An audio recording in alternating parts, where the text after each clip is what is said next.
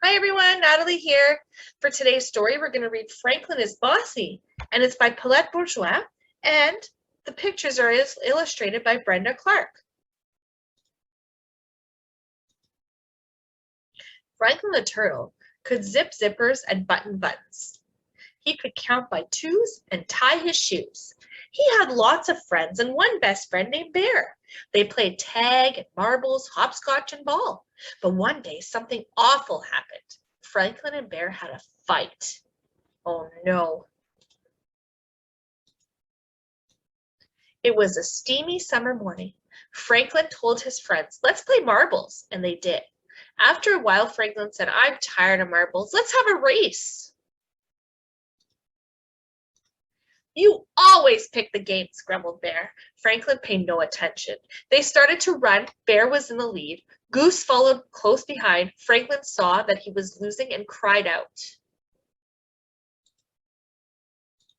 "Slowest one wins," as he crawled across the finish line last. "That's not fair," said Bear. Franklin ignored him. "I'm tired of running. Let's play baseball."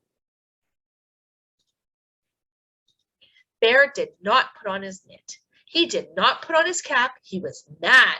"It's too hot. I don't want to play," said Bear. "Me neither," said Beaver. "It's not too hot," said Franklin. It is too," said Bear. "It is not," said Franklin. "I don't want to play with you," Franklin shouted Bear. "And I don't want to play with you either," Franklin shouted back. Franklin stomped all the way home. "What's wrong?" asked his father. "There's no one to play with," answered Franklin. "Maybe your friends will come by later," said Franklin's father. "Maybe," he said. In his room, Franklin built a castle. He made a cape to be brave in. He made shields and swords and suits of armor. He drew pictures. He played house. He read stories. He played by himself for one whole hour, and then he didn't know what to do. So Franklin went looking for company. His friends were in the river, cooling off. "Are you still hot?" he asked. "No," they answered. "Then let's play ball," said Franklin.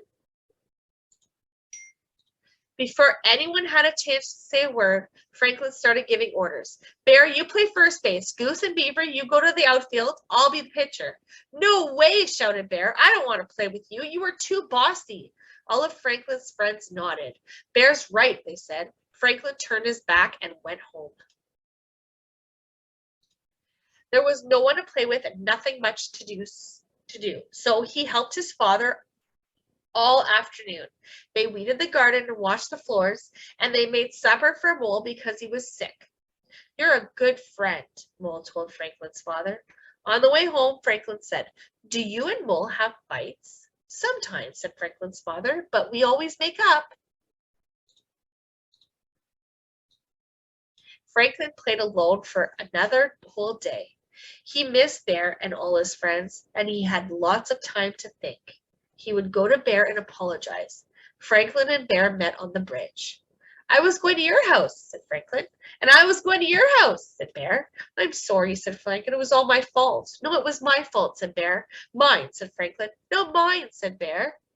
Shouted Beaver, who was listening under the bridge. "This is silly." Beaver slapped her tail so hard that Franklin and Bear jumped. They started to giggle. "Friends?" asked Franklin. "Friends," said Bear. Beaver wanted to play baseball. Bear and Goose and Duck agreed. They were picking teams when Franklin insisted on being the pitcher. Again, all together his friends shouted, "No fair, Franklin!" Franklin knew they were right. He couldn't always be pitcher. It was his turn to play in the outfield. And it wasn't so bad. Although Franklin didn't catch a single ball, he did catch all of the flies. That was a good story, wasn't it? Even though Franklin and Bear had a little bit of a fight, they were able to make up and be friends again. Did you ever have a fight with your friend? You did? I hope you made up. We'll see you again next week. Bye, everyone.